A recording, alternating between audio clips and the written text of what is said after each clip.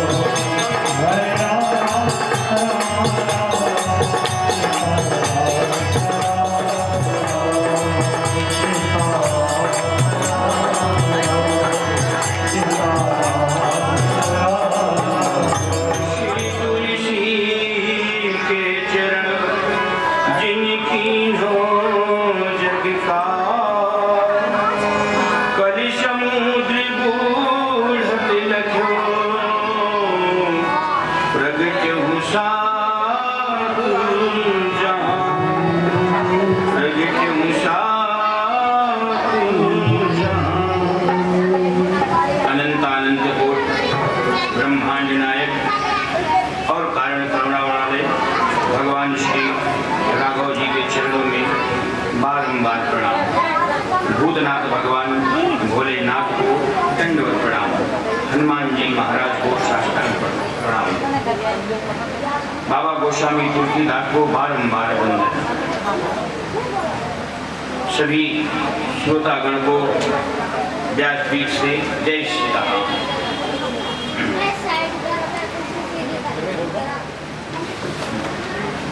गुरु विश्वामित्र राम लक्ष्मण को लेकर मिथिलापुर पहुंचते हैं और एक आम के पेड़ के नीचे भगवान अपना आसन गुरुदेव अपना आसन डालते हैं। जब राजा जनक को पता चलता है कि विश्वामित्र अपने शिष्यों के साथ मिथिला में पधारे हुए हैं, तो विश्वामित्र अपने पुरोहित सतानंद महाराज के साथ में कुछ अन्य विप्रों के साथ में विश्वामित्र के पास पहुंचते हैं। भगवान विश्वामित्र के साथ जनकपुर में प्रवेश करते हैं। जनकपुर की सारी नर नारी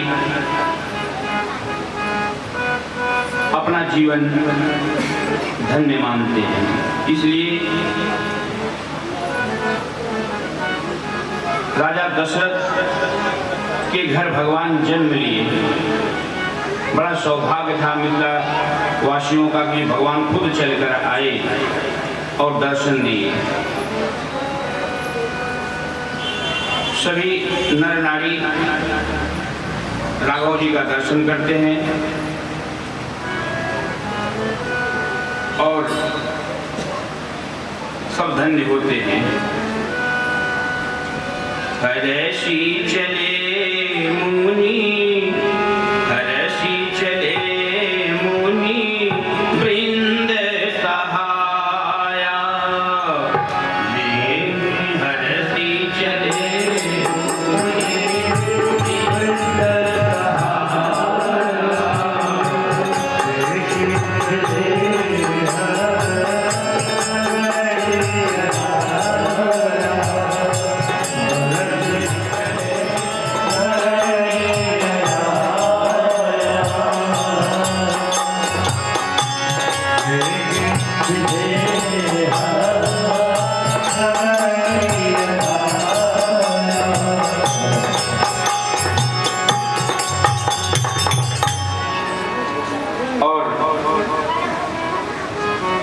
राजा दशरथ 23,000 वर्ष तपस्या किया था, तब भगवान का दर्शन मिला था उन्हें। लेकिन धन्य है जनकपुर की नगरी, सब लोग धर्म करने वाले थे, संत थे, इसलिए भगवान मथुरा में मिथिला में पहुंच गए और खुद जाके दर्शन दिए। एक आम का वृक्ष था, उसी वृक्ष के नीचे विश्वामित्र राम लक्ष्मण के साथ विश्राम कर रहे थे। उसी समय जनक को ये सूचित किया गया कि विश्वामित्र अपने शिष्य के साथ पधारे हुए हैं। विश्वामित्र अपने पुरोहित सतानंद महाराज तथा अपने मंत्री के साथ में, सचिव के साथ में विश्वामित्र के पास पहुंचते हैं। जब विश्वामित्र के पास पहुंचते हैं राजा जनक, वहां पर राम और लक्ष्मण नहीं थे। जब समाचार पाए मिथिलापति सचिव के साथ अपने जाते हैं। संग सचिव सुचि भूरि भट बुसुर बर गुर ज्ञाति, चले मिलन मुनि नायक ही मुदित राउ यही भाव। जब राजा जनक जी विश्वामित्र के पास पहुंचते हैं तो कीन है प्रणाम चरण धरि माथा।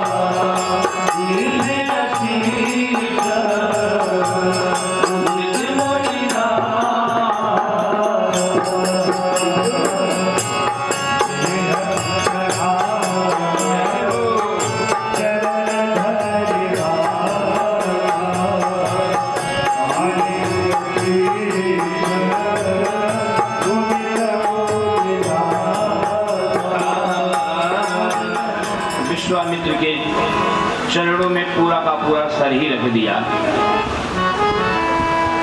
तब प्रणाम भी कई प्रकार का होता है।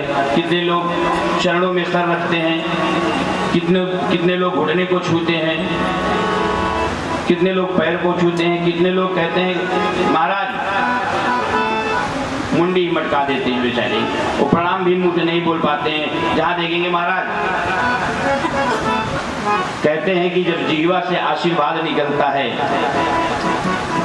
तो कम फायदा होता है, लेकिन जब रोम से आशीर्वाद निकलता है तो 350 350 बार दुआएं देती हैं अपनी ये रोम। कुशल प्रश्न कहीं 12 अब राजा जनक बार बार विश्वामित्र से पूछ रहे हैं, विश्वामित्र से बार बार पूछ रहे हैं, सब कुशल मंगल है तो ना, सब कुशल मंगल है ना। एक बार पूछ लिए, 2 बार पूछ लिए, 3 बार पूछ लिए। दोनों भाई उसी समय वहां पहुंचते हैं जिस समय जनक जी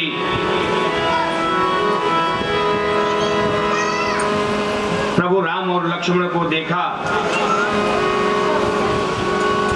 देखते ही चकित हो गए।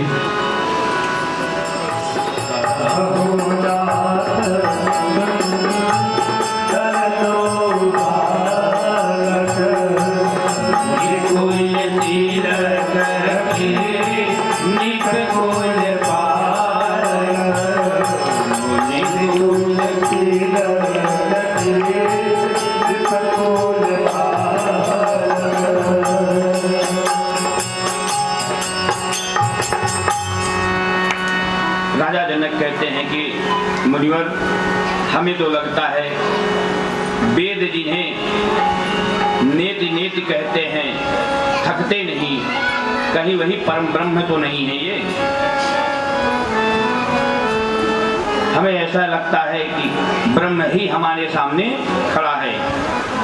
विश्वामित्र जी ने कहा कि राजन, आपने ठीक पहचाना, आपने ठीक पहचाना। विश्वामित्र महाराज कहते हैं कि अरे रघुकुल मणि, रघुकुल मणि दशरथ के जाए,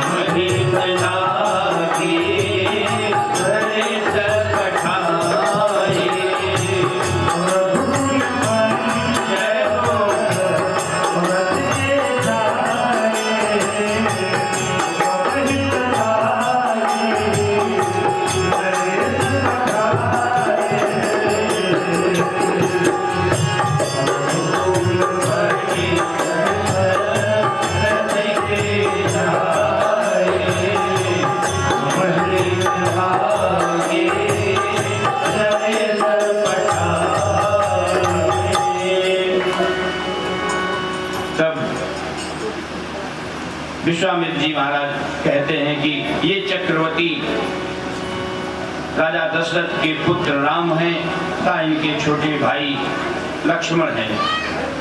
अभी तक इन्होंने मेरी यज्ञशाला की रक्षा की है और ये वही राम है जिन्होंने मारीच को एक ही बाण में 100 योजन दूर भेज दिया था और सुबाहु को अग्निबाण से भस्म कर दिया था। ताड़का को एक ही बार में मारने वाले यही राम हैं। हमारी यज्ञशाला का रक्षा करने के बाद ये मिथिला में धनुष यज्ञ देखने के लिए आए हुए हैं। राजा दशरथ के चक्रवर्ती राजा दशरथ के ये दोनों पुत्र हैं। तब जनक जी ने सोचा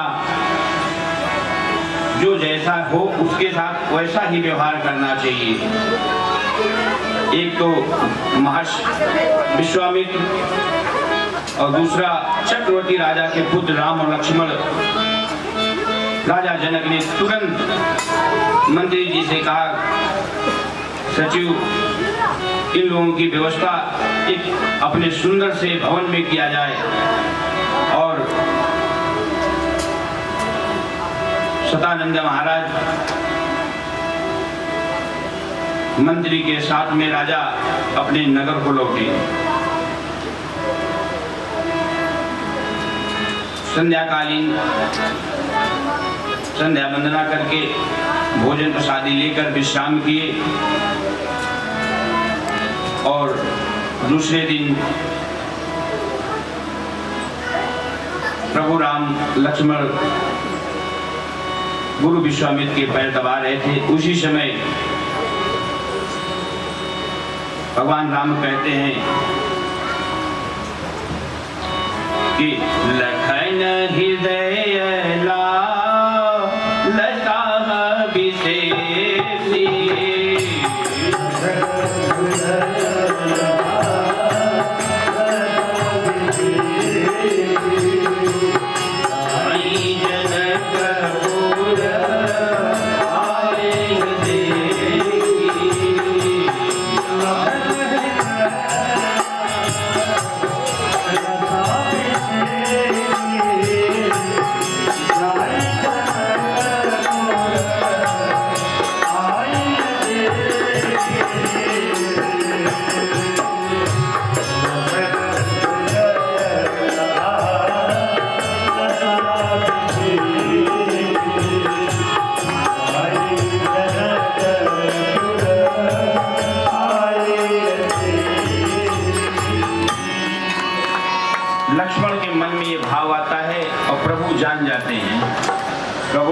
जान जाते हैं। और फिर प्रभु ने गुरु जी से कहा, नाथ लखन पुर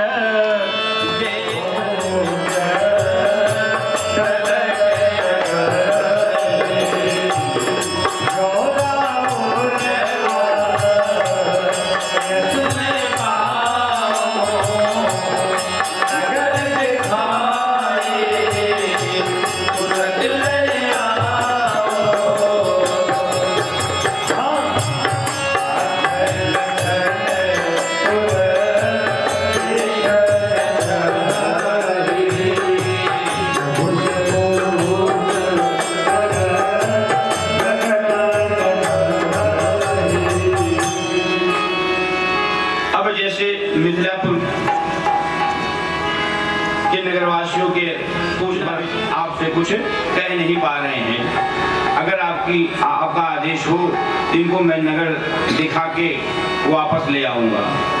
भगवान ने कहा, विश्वामित्र ने अपने मन में सोचा कि जाने की दीक्षा भगवान की भी है तो मैं क्यों रोकूं। जाई देखी आवहु नगर सुख निधान दो भाई करहु सुफल सबके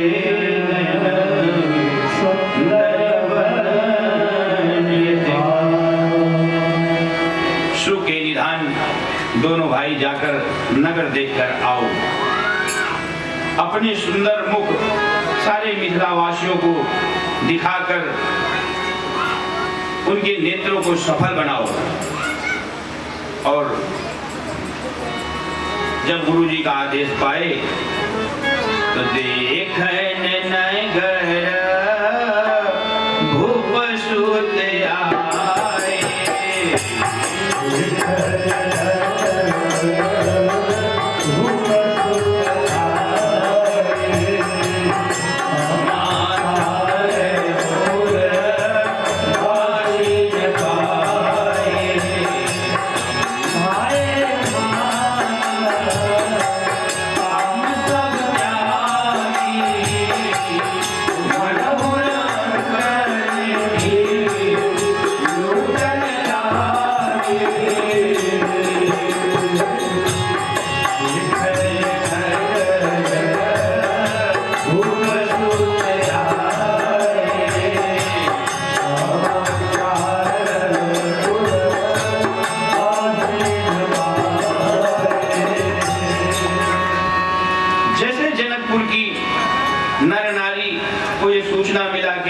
नगर घूमने के लिए आए हैं, जो जैसे जिस हालत में था सब वैसे ही भागते चले आए। पुरुष सब गलियों में आ गए, महिलाएं सब अपने छत के ऊपर चली गई। जिसको अपने पर भरोसा था, जिसको अपने पर भरोसा था, खुद दर्शन के लिए गए, और जिसको प्रभु पर भरोसा था, प्रभु उसके पास खुद दर्शन देने के लिए गए। आप लोगों की एक बात बताना चाहता हूं। एक ही घर में दो ऐसे व्यक्ति थे जो भगवान के परम भक्त थे। एक को 23,000 वर्ष हो गया था, भगवान को दर्शन पाने के लिए 23,000 वर्ष लग गए थे, और एक को सिर्फ 5 महीने लगे थे। मनु 23,000 वर्ष तपस्या किया था, तब भगवान ने उनको दर्शन दिया था। क्यों? क्योंकि इनको अपने पुरुषार्थ पर भरोसा था कि मैं भगवान को तपस्या करके बुला लूंगा। और उन्हीं के नाती थे ध्रुव, जिन्होंने 5 महीने में भगवान का दर्शन उनको मिल गया। तो लेकिन ध्रुव को भरोसा था कि मुझे भगवान दर्शन आके देंगे, भगवान के ऊपर उनको भरोसा था, और इनको खुद पर भरोसा था। एक बार बोलिए सच्चिदानंद भगवान की।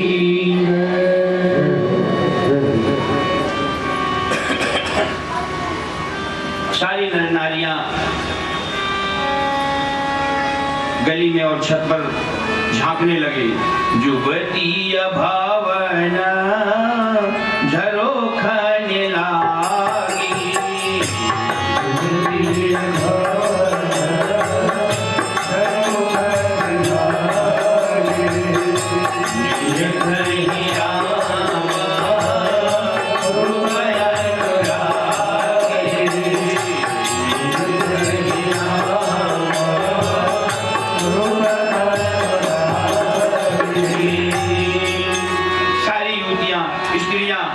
घर के झरोकों से प्रेम सहित भगवान का दर्शन करने लगी। और सब लोग ये सोचने लगी ये अपनी सीता जी के लिए उचित वर है। अपने मन में सारी स्त्रियां विचार करने लगी, क्या राजा ने इस बालक को नहीं देखा है? अभी एक सखी ने प्रश्न कर दिया, इन नन्हे मुन्ने बालक क्या धनुष तोड़ सकते हैं? तोड़ पाएंगे? दूसरी सखी संशय दूर करते हुए कहा, एक ही बाण में ताड़का को मार दिया था, एक ही बाण से मारीच को 100 योजन दूर भेज दिया था, और एक ही बाण से सुबाहु को भस्म कर दिया था। ये वही राम है। कोई प्यार से मेरे राम को सजा ले,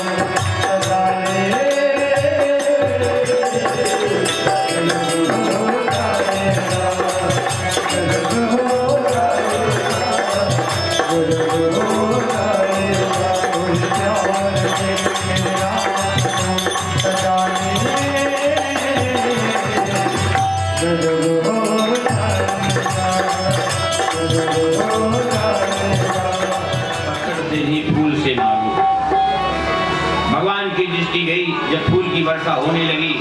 भगवान की दृष्टि गई, जिस जिस पर भगवान की दृष्टि गई मानो परमानंद को प्राप्त हो गई वो महिला ने।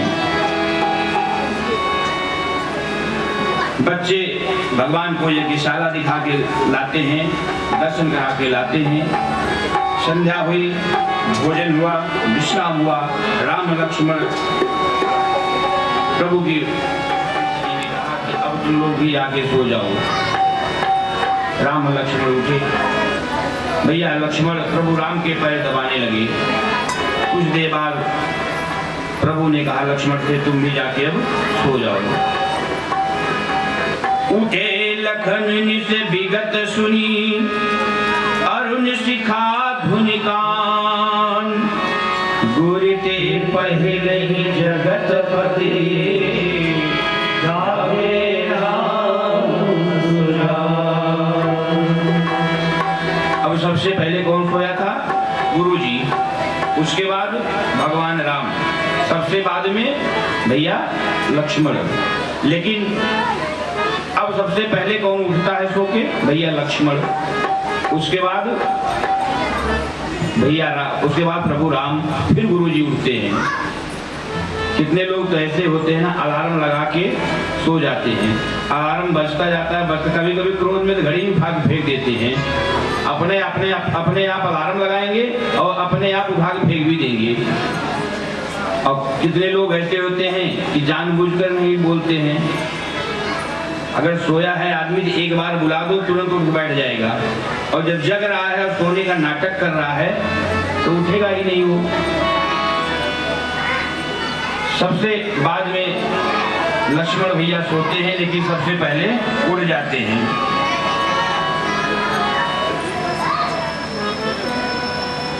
समय जान गुर आयस पाई, लेन प्रसून चले दो भाई। प्रातः काल नित्य क्रम निपटा के दोनों भाई गुरु का आदेश लेते हैं।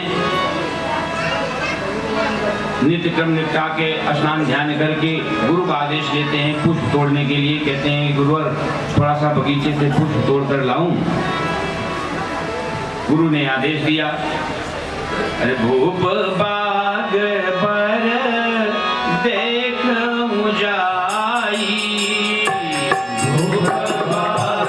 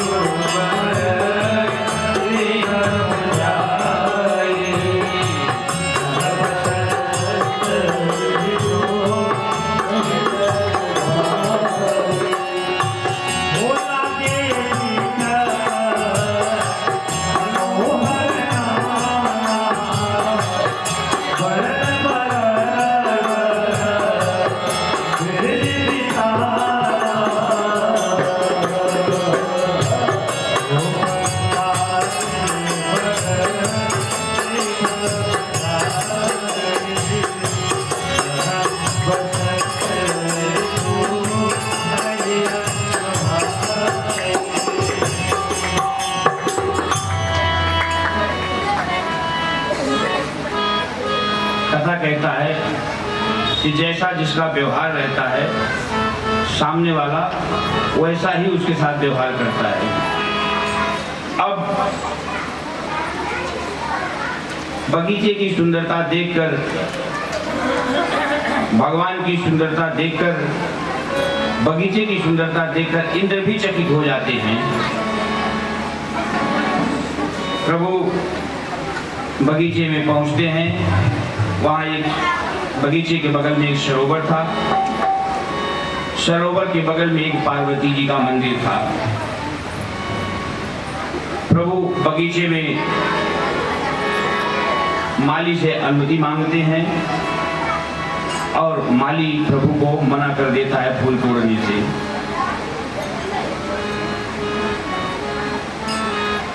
लक्ष्मण भैया कहते हैं कि माली हमको फूल तोड़ने से क्यों मना कर रहे हो? तो कहता है माली कि यहाँ फूल तोड़ने के लिए राजा जनक की वाटिका में पुरुषों का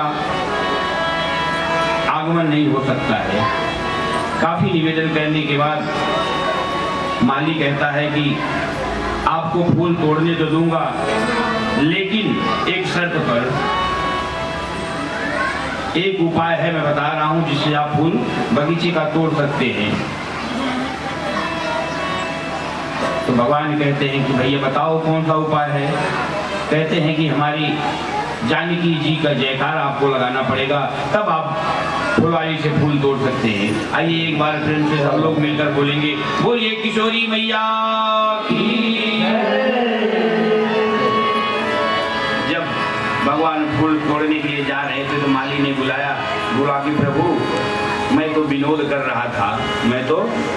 रहा था, ऐसा कुछ भी नहीं है, और इसी बहाने आपको रोकना था, मुझे आपसे कुछ बात करना था। निज अनुरूप सुबह बरु मांगा। जैसे सरोवर में स्नान करने के लिए आई, देखते ही अपना धैर्य खो देती है, आगे बताती है अपनी सहेलियों से, माता जानकी से कि गजब हो गया। तो उन्होंने कहा क्या हो गया? उन्होंने कहा गजब हो गया। तो बताती हैं कि दो बालक हैं जो बगीचे में आए हैं और बहुत सुंदर हैं, जो